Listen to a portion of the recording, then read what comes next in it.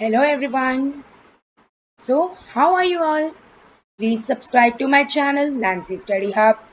Today we shall discuss part 3 of chapter Chemical Reactions and Equations, class 10th. So, let's get started. So, in the previous video we were discussing about how to balance the chemical reactions. हमने देख लिया था कि chemical reactions and chemical equations को कैसे balance करते हैं. ठीक है, उसमें अगर कोई मॉलिक्यूल है, कोई एलिमेंट है, वो सॉलिड फॉर्म में है तो उसको एस से रिप्रेजेंट करना है. एक्वस है, दैट इज वाटर सोल्यूशन है. एक्वस मतलब पता है जिसमें हमने पानी मिला के उसको और लिक्विडिफाई किया है, तो वो हो गया एक्वस सोल्यूशन. लिक्विड्स के लिए एल रिप्रेजेंट करेंगे, गैसेस के लिए जी. And for gas produced in the reaction, जब भी कोई गैस रिएक्शन के बाद प्रोड्यूस हुआ है तो उसके लिए ऐसे अपर वाला एरो करेंगे, और कोई प्रेसिपिटेट फॉर्म हो उस रिएक्शन में तो डाउन वाला एरो करेंगे. Balancing of a chemical reaction कैसे भाई, किस कॉन्सेप्ट के बेसिस पे हम केमिकल रिएक्शन को बैलेंस करते हैं? तो उसके लिए एक मेन कॉन्सेप्ट होता है conservation of mass. That is mass is neither created not destroyed. ना ही मास क्रिएट होता है ना ही डिस्ट्रॉय होता है. कब? During a chemical reaction. ठीक है, जब भी कोई केमिकल या फिजिकल रिएक्शन होता है उस समय मास ना ही नया मास बनता है ना ही डिस्ट्रॉय होता है ना ही कम होता है. So total mass of reactants, that is left hand side वाला टोटल मास और राइट हैंड साइड प्रोडक्ट्स वाले का टोटल मास दोनों इक्वल होता है. क्यों? Because of the same concept, law of conservation of mass. और ये किसने दिया था? एंटोनियो लेवॉइजर.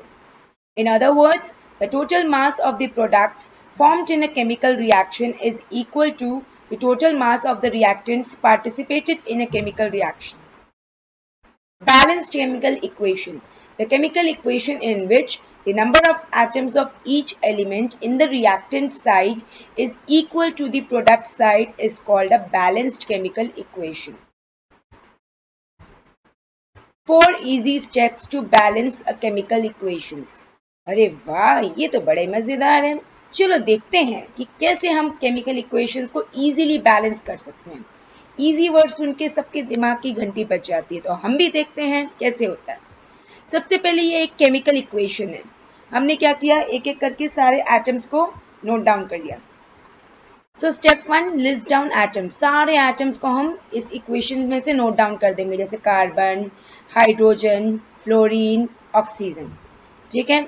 स्टेप 2 में count atoms on both sides.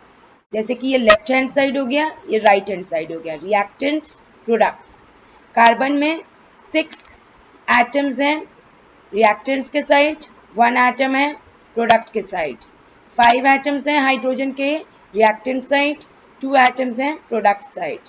Fluorine के 1 एटम्स हैं रिएक्टेंट्स साइड एंड 2 हैं प्रोडक्ट साइड. ऑक्सीजन के 2 atoms on both the sides. Now step 3, add big numbers in front. अब ये देखते हैं कैसे किया है. Big numbers in front. ठीक है, and multiply across if necessary. फिर हम दोबारा मल्टीप्लाई कर देंगे so that सारे number of atoms balance हो जाए. Now chemical reactions and equations. हमने पढ़ा ही था कि types of chemical reactions कौन कौन से होते हैं. अब हम 1 by 1 इसको करते हैं. Combination reaction. A combination reaction is a reaction where a combination reaction, also known as synthesis reaction, is a reaction where 2 or more elements or compounds combine to form a single compound. मतलब एक या दो से ज़्यादा elements या compounds mix up होते हैं, combine होते हैं ताकि एक सिंगल कंपाउंड फॉर्म हो सके. और इस टाइप के रिएक्शंस को कहते हैं combination reaction. That is x plus y forms x y. ठीक है, जैसे आप इसमें देख सकते हो calcium plus sulphur yields calcium sulphide. ठीक है. Decomposition reaction. A decomposition reaction can be defined as a chemical reaction in which one reactant breaks down into 2 or more products. जब एक reactant हो और वो break करके एक, दो या दो से ज़्यादा products बनाए तो उसको बोलते हैं decomposition reaction. जैसे कि ए बी आपका एक सिंगल मॉलिक्यूल था, एक सिंगल रिएक्टेंट था, वो जब टूटता है उसके अंदर केमिकल रिएक्शन होता है जिसकी वजह से आपका प्रोडक्ट बनता है। Types of decomposition reactions. Decomposition reactions which require heat is thermolysis.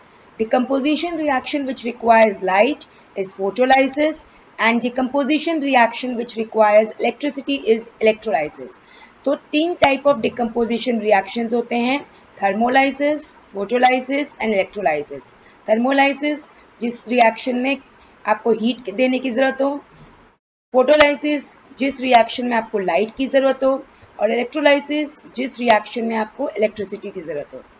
Displacement reaction, displacement reaction वैसा रिएक्शन है जिसमें एक more reactive element less reactive element को डिस्प्लेस कर देता है ताकि वो कंपाउंड बनाए या सोल्यूशन बनाए। Example zinc plus copper sulphate है ना, तो जिंक सल्फेट बना लिया क्योंकि यहाँ पे जिंक मोर एक्टिव है, मोर रिएक्टिव है देन कॉपर, ठीक है, तो वहां से कॉपर निकल गया और जिंक सल्फेट बन गया, ठीक है। वेयरएज अगर आप कॉपर प्लस जिंक सल्फेट की बात करो, ठीक है, तो उसमें obviously zinc is more reactive, तो वो तो कॉपर तो जिंक को डिस्प्लेस नहीं कर सकता, इसलिए no reaction is happening here. Double displacement reaction. An exchange of ions between reactants takes place to give new products.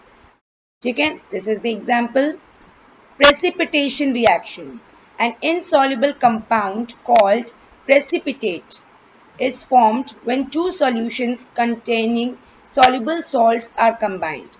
मतलब आप जब दो soluble salts को, ठीक है, उसको aqueous solution को मिक्सअप करते हो तो क्या होता है, ठीक है, उसके बाद एक इनसॉल्युबल कंपाउंड होता है जो कि प्रेसिपिटेट फॉर्म करता है, दैट इज यहाँ पे आप लेड आयोडाइड देख सकते हो येलो कलर का, वो प्रेसिपिटेट है, डाउन एरो रिमेंबर, ठीक है, तो प्रेसिपिटेट होगा वो सेटल डाउन हो जाएगा,